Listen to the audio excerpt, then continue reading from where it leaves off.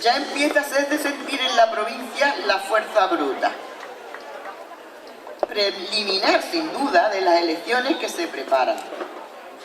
Según una carta de Málaga que acabamos de recibir, se ha cometido en el pueblo de Torró uno de esos crímenes que revelan lo desarrollado que se halla en España el sistema de venganzas y represalias. Pues de otro modo no se comprende cómo se cometen actos semejantes al que vamos a denunciar. En el referido pueblo, a las 11 de la mañana del día 18 y en una de las calles más principales, fue bárbara y traidoramente asesinado don Salvador Gutiérrez por 8 o 10 hombres enmascarados que estuvieron acechándole en una callejuela.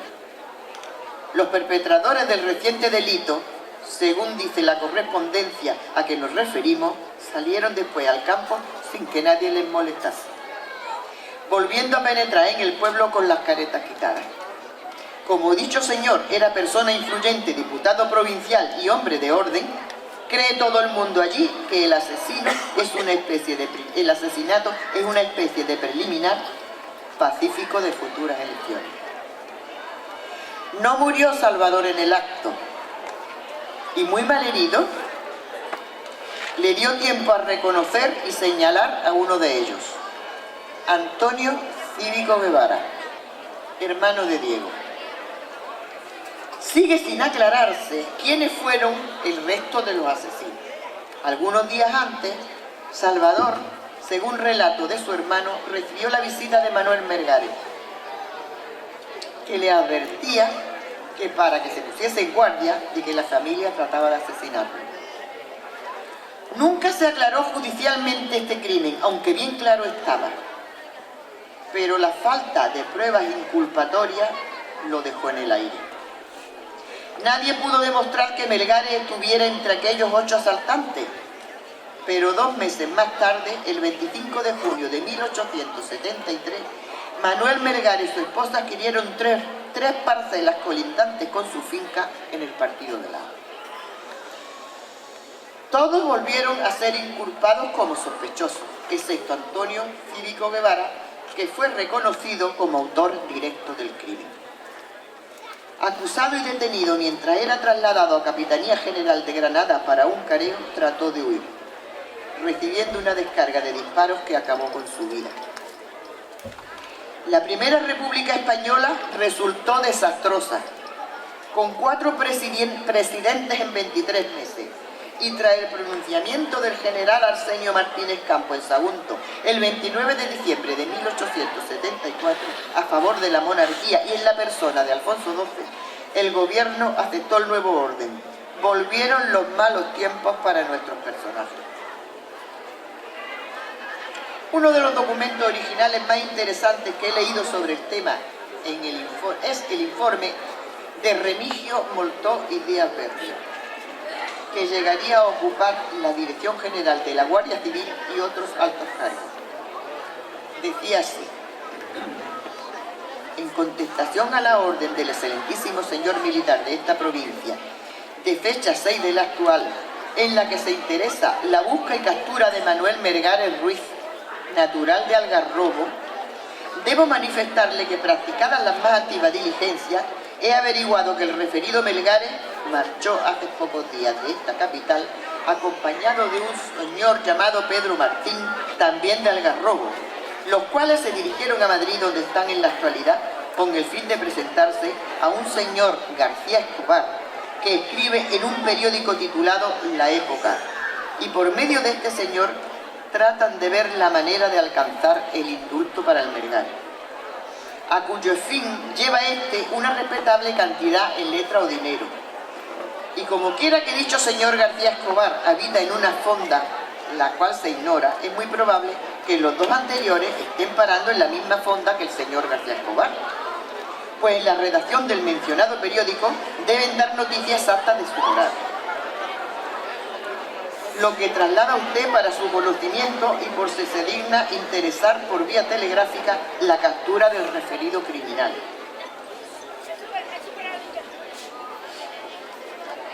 El que está complicado en el secuestro de Francisco Tres Castros.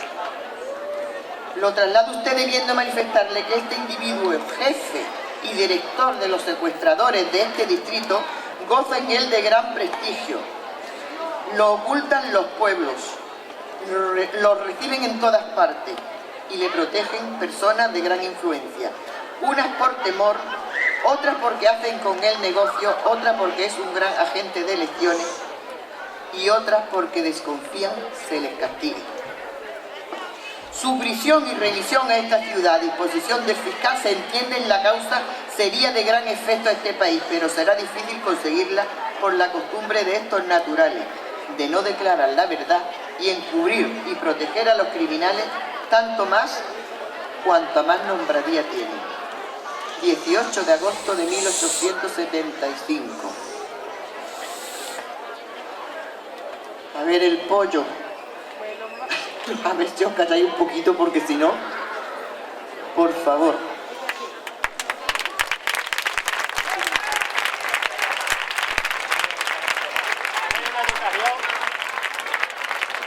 Melgares tenía la esperanza de alcanzar el indulto a todas las fechorías que iba acumulando, aunque fuera a fuerza de dinero. Pero no parece que pudiera hacer nada. El gobierno ahora era monarquía. El representante Portorró, al que tanto voto ayudó a conseguir, ya no estaba en el Congreso. Y poco pudo hacer García Escobar, periodista de la época, que sigo sin saber qué relación tenía con el otro Escobar. Y Melgares no pudo obtener el tan ansiado indulto. Tendría que seguir ocultándose y corriendo. Aquel mismo año de 1875, el periódico El Globo decía: dicen de Córdoba un colega que infestan aquellas comarcas, sobre todo los términos de Lucena y Benamejí, Valenciana y Puente Genil, verdadero nublado de malhechores que viven a la sombra y bajo la dirección de Manuel Melgares, ya célebre en la serranía de Ronda, del Visco, natural del Borges, del Francés, de Alameda, asesino de 2 guardias civiles, del Taco, vecino de Casariche, de Dupla, que es también de Alameda, y de otros muchos criminales forasteros.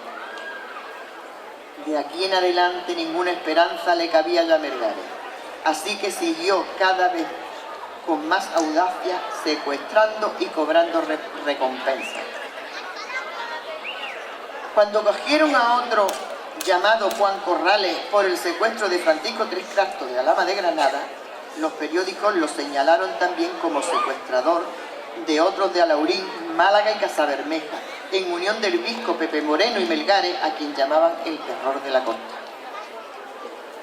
Pero si alguno de los secuestros en los que estaba implicado Melgares fue famoso y despiadado, fue el de Juan Aureoles, acaudalado vecino de Zahara de la Sierra, provincia de Cádiz, del cual fue director y principal planeador. Los 5 meses de encierro y tortura que tuvo el desdichado hasta la extenuación que lo tuvo cerca de la muerte fue, aparte de dar motivos para una película de Hollywood, el que le dio la puntilla final a Melgares. Porque aunque nadie nunca dijo de él haber matado ni disparado a nadie, su aguda implicación en el planeamiento y forma de llevar a cabo los secuestros lo hacían tan culpable como los demás. Aunque manifestara una y otra vez que el dinero con el tiempo se olvidaba, pero que una familia a quien mataban a un ser querido jamás lo perdonaba. En enero de 1877 los periódicos publicaban el secuestro de Juan Aureoles y 2 años después, enero de 1879, publicaban la sentencia. Tras enumerar a los numerosos implicados, cada uno con su pena, dice la sentencia: a la última pena en rebeldía están condenados José Moreno Reyes, alias Japceso, Luis Muñoz García, alias el Huí Obispo del Borges, a Manuel Melgares Ruiz y misma forma 12 años de prisión mayor a José Sierra Acacio. Tras la condena a pena de muerte, poco arreglo tenía ya la vida de Manuel. Subsistir mientras pudiera. Durante los años siguientes se irían produciendo poco a poco la captura de todos aquellos jóvenes republicanos y echados al bandolerismo. El 5 de agosto de 1881, el periódico La Iberia publicaba: A las 8 de la mañana de anteayer sufrieron la última pena en la dicha ciudad los reos Rafael Martín Cívico y Sebastián Cívico Ruiz, autores de los asesinatos de don Ramón Martín Navarta, María Martín Campos, Rafael Camacho Fernández y Rafael Parma Ortega, alias Sorreto, por la circunstancia de encontrarse la María Martín Campos embarazada de 8 meses. El móvil de estos crímenes fue el robo, que se cometieron en la noche del 19 de noviembre de 1879, en término municipal de la Villa de Arena, partido judicial de dicha ciudad de Belén, Málaga. Los reos Rafael y Sebastián Cívico eran naturales y vecinos de Algarrobo. Soltero el primero y de 19 años, y casado y de 25 el segundo, ambos jornaleros. También ha sido tratado como reo y condenado a 40 de presidio Francisco Martín Cívico, de la misma naturaleza y vecindad, de 18 años, soltero. El 12 de abril de 1883, el mismo periódico publicaba: el sargento de la Guardia Civil del puesto de Algarrobo, que constantemente, como toda fuerza de aquella comarca, se viene dedicando a la persecución del secuestrador Manuel Melgares Ruiz, detuvo el 6 del actual al vecino de aquella villa, Andrés Portillo, alias Parricio, hombre de malos antecedentes y el principal auxiliador y encubridor de aquel bandido, para remitirlo a disposición de las autoridades competentes, pero al ser conducido a Belén, Málaga, intentó fugarse, para lo cual, valiéndose de su hercúlea fuerza, consiguió romper las ligaduras por 2 partes y huyó, por lo que la pareja se vio en la precisión de hacerle un disparo del que resultó muerto en el acto. El 2 de marzo de 1885, el diario Avisos de Madrid publicaba lo siguiente: noticiosa la Guardia Civil de Málaga que en Melilla se hallaba el célebre criminal Diego Cívico Guevara, antiguo secuestrador reclamado por el juzgado de Vélez como autor del triple asesinato perpetrado en aquella población hace tiempo, dispuso que el teniente de la Benemérita don Manuel Burgos, acompañado del sargento Pedro Monleón y el guardia civil segundo Juan Martín, pasaran convenientemente disfrazados a la plaza de Melilla para efectuar la captura del criminal. En efecto, el jueves arribó a Málaga el vapor correo de los presidios de África, conduciendo a su bordo el tristemente célebre Diego Cívico, que fue conducido al cuartel de la Guardia Civil. He aquí la hoja de servicio de Diego Cívico Guevara, capturado en Melilla. Es un criminal más antiguo que Melgares. Se halla implicado en varios secuestros reclamados por la Capitanía General en los juzgados de Vélez y Torró, como autor del triple asesinato. Se le imputa además ser el director y ejecutor del secuestro llevado a cabo en la persona de don José Maeso, vecino de Nerja, al que después de exigirle 8.000 duros, lo ahogaron en una charca llamada de la Morera, término de Periana. También se le acusa de ser director de la muerte del que fue diputado provincial Salvador Gutiérrez, vecino de Torró, del asesinato del vecino de Málaga, señor Prolongo, y de otro asesinato de un panadero en el pueblo de Arenas por 1000 pesetas. Al día siguiente, 3 de marzo, José Cívico, un hijo de Diego, que solo contaba con 25 años, se dirigía a los periódicos que habían dado la noticia de la captura de su padre, tanto los de la península como los de Melilla, con la siguiente carta: